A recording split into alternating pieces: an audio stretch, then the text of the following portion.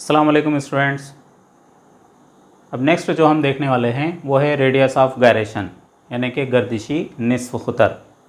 अब इससे पहले के जो आर्टिकल हम देख चुके हैं मोमेंट ऑफ इनर्शिया यानी कि जमूत का मेयार असर से मुताल्लिक़, उसमें मेनली हमने जो दो अजसाम के मोमेंट ऑफ इनर्शिया मालूम किए।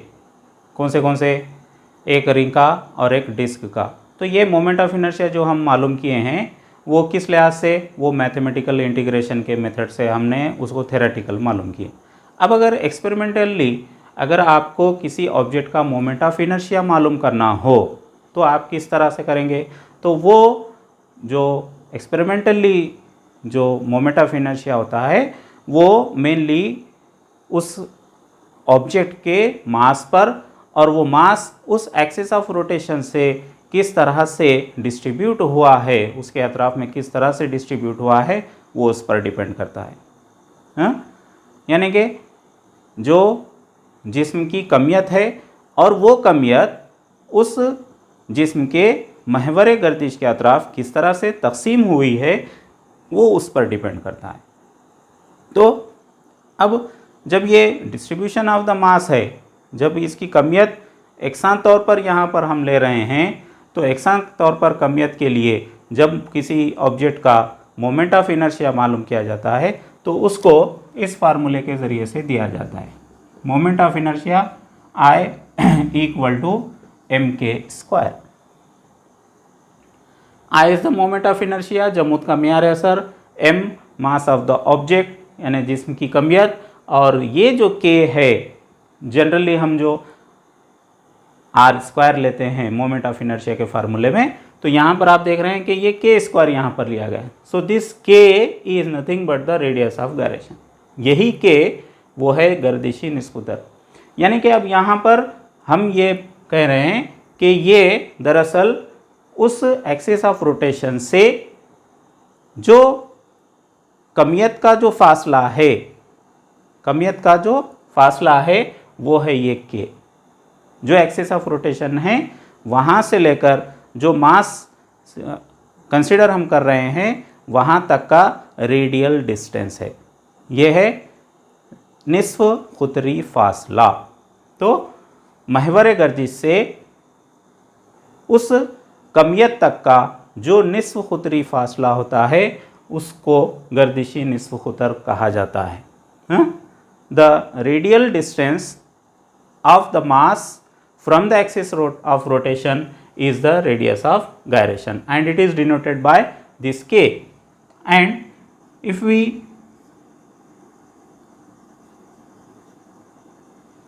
want to find out the value of k, then we have to write in this manner, therefore k equal to under root I by m। अगर हमको k की कीमत मालूम करना है तो हम ये फार्मूले को इस तरह से तरतीब देंगे तो ये k equal to under root जज़र में I बाय m हो जाएगा। तो इसके ज़रिए से आप ये गर्दिशी निस्कुतर मालूम कर सकते हैं। तो गर्दिशी निस्कुतर की वैल्यू जितनी ज़्यादा रहेगी उतना ही ज़्यादा उस एक्सिस ऑफ रोटेशन से जो मास है वो दूर दूर तक डिस्ट्रीब्यूट होगा। तो इस तरह से आप किसी भी जिस्म का जो रेडियस ऑफ गायरेशन है वो मोमेंट ऑफ इनर्शिया और मास के ज़रिए से मालूम कर सकते हैं। अब चूंकि ये एक निस्कुतर यानी कि एक तरह का डिस्टेंस ही है, रेडियस एक फासला ही होता है, डिस्टेंस होता है, इस वजह से इसकी जो इकाइयाँ हैं वो डिस्टेंस की ही इकाइयाँ रहेंगी। CGS में सेंटीमीटर और SI केस में मीटर। तो इस तरह से ये एक सिंपल छोटा सा थ्योरेटिकल आर्टिकल है, इसमें ज़्यादा कुछ मैथमेटिकल डेरिवेशंस भी नहीं है और इसमें कोई ज़्यादा फिगर वगैरह कुछ भी ऐसा कुछ ख़ास नहीं है, इसलिए इसको थ्योरेटिकली एक शॉर्ट नोट के तौर पर लिखा जा सकता है। अब हमारे जो नेक्स्ट आर्टिकल हैं वो आर्टिकल ऑब्जेक्ट्स के लिए दूसरे अगर महवर हों तो उनको सिंप्लीफाइड तरीक़े से किस तरह से मालूम करना है उसके लिए चंद थ्योरम्स बतलाए गए। जैसे मैं आपको एक सिंपल बतलाता हूँ कि हमने जो डिस्क के लिए मोमेंट ऑफ इनर्शिया मालूम किया है। क्या मालूम किया हमने? एक डिस्क है और उसके सेंटर से एक एक्सिस गुजर रहा है and that axis is passing through the centre and perpendicular to its plane, वो उसकी मुस्तवी को उमूदन है और मरकज से गुजर रहा है। इसका हमने मोमेंट ऑफ इनर्शिया मालूम कर लिए। अब अगर एक और मोमेंट ऑफ इनर्शिया अगर मालूम करना है जो कि समझो कि यहाँ से गुजर रहा है, यानी कि उसको टेंजेंट है, और अब हम ये देख रहे हैं कि इसका सेपरेटली अब मालूम करना है, तो फिर वही मैथमेटिकल इंटीग्रेशन मेथड नो। अब यहाँ पर हम क्या करेंगे, अब ये दोनों एक दूसरे के पैरेलल है तो पैरेलल तरीक़ा देंगे। अब अगर कोई समझो कि ये एक्सिस ऑफ रोटेशन अगर हम चेंज कर दिए, अगर वो समझो कि हम वो प्लेन में अगर ले लिए यानी कि डायमीटर की सूरत में, तो अब ये परपेंडिकुलर टू प्लेन है और ये प्लेन में है, तो ये नहीं कि दोनों एक दूसरे के परपेंडिकुलर है। तो इस तरह से हमारे पास दो तरह के थ्योरम बनते हैं, एक थ्योरम ऑफ पैरेलल एक्सिस, दूसरा थ्योरम ऑफ परपेंडिकुलर एक्सिस। चलिए स्टूडेंट्स, अब हम थ्योरम ऑफ पैरेलल एक्सिस देखेंगे, मुतवाज़ी महवरों का उसूल। अब ये थ्योरम ऑफ पैरेलल एक्सिस जब हम कि कोई ऑब्जेक्ट पर अप्लाई करेंगे, कोई जिस्म पर उसको अप्लाई करेंगे, तो हमको यहाँ पर दो पैरेलल एक्सिस लगेंगे। अब अगर हम कोई एक ऑब्जेक्ट अगर कंसीडर करेंगे इस तरह का, अब इसमें हमको दो पैरेलल यहाँ पर एक्सिस चाहिए। समझो कि इस तरह से हमने दो पैरेलल एक्सिस ले लिए। अब ये दो पैरेलल एक्सिस लेने के बाद अब समझो कि इसको अगर पूरा कंप्लीट अगर बनाएं, ये इस तरह से, ये हो गए वो दो पैरेलल एक्सिस, ये एक और ये एक, ये दोनों भी एक्सिस हैं और दोनों एक दूसरे के पैरेलल हैं यानी कि मुतवाज़ी हैं। इसमें से एक जो एक्सिस ये रहेगा, एक्सिस रहेगा, उसके लिए कंडीशन है कि वो सेंटर ऑफ मास से गुजर रहा हो, वो जो ऑब्जेक्ट है उसके सेंटर ऑफ मास से पास हो रहा हो। It is compulsory that one of the two axis must pass through the centre of the mass of the object. तो जो भी जिस्म है उसके मरकज कमियत से वो महवर गुजरना जरूरी है। समझो कि ये वो नुक्ता है जिसको हम सी से जाहिर करेंगे, सेंटर ऑफ मास, मरकज कमियत, और ये कोई भी एक महवर है जिसको यहाँ पर समझो कि ओ से नाम दे रहे हैं कि वो एक ओ पॉइंट है जहाँ से एक और महवर गुजर रहा है, एक और एक्सिस गुजर रहा है, और वो दोनों एक दूसरे के पैरेलल हैं। अब ये जो महवर है, इस महवर के अतराफ हमको जो मोमेंट ऑफ इनर्शिया रहेगा वो मोमेंट ऑफ इनर्शिया मालूम करना है।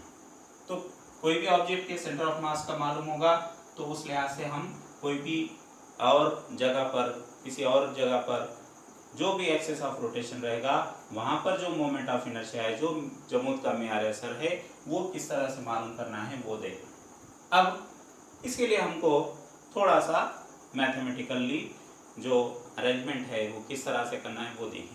अब सबसे पहले हम क्या करेंगे, इस पूरे जिस्म में एक छोटा सा हिस्सा तस्वीर करेंगे, एक स्मॉल एलिमेंट कंसीडर करेंगे जिसका जो मास है उस एलिमेंट का सपोज dm है। एक छोटी सी कमियत हम उसमें तस्वीर कर रहे हैं, छोटा सा हिस्सा जिसकी कमियत dm है। समझो कि यहाँ पर हमने ले लिए और उसको नाम दिए ये d। अब ये d जो पॉइंट है, ये दोनों को हमको ये दोनों से ज्वाइन करना है, ये O से और ये C से। और फर्ज कीजिए ये जो दो पैरेलल एक्सिस दिख रहे हैं आपको, इन दोनों को अगर ज्वाइन किया जाए, ये suppose the distance between these two parallel axis is h।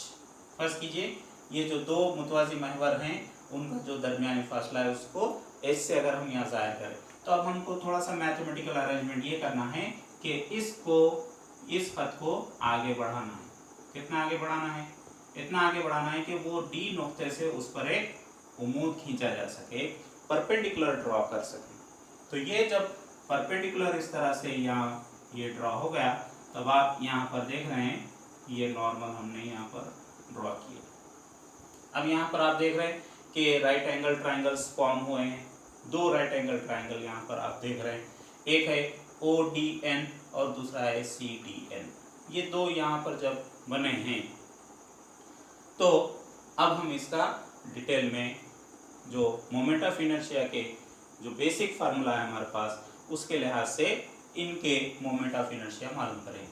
अब ये जो पहला ये जो एक्सेस है, इस एक्सेस के तहत अगर हम इसका मोमेंट ऑफ इनर्शिया लें तो moment of inertia denoted by I and passing through this point O, तो यहाँ पर ये O is equal to integration,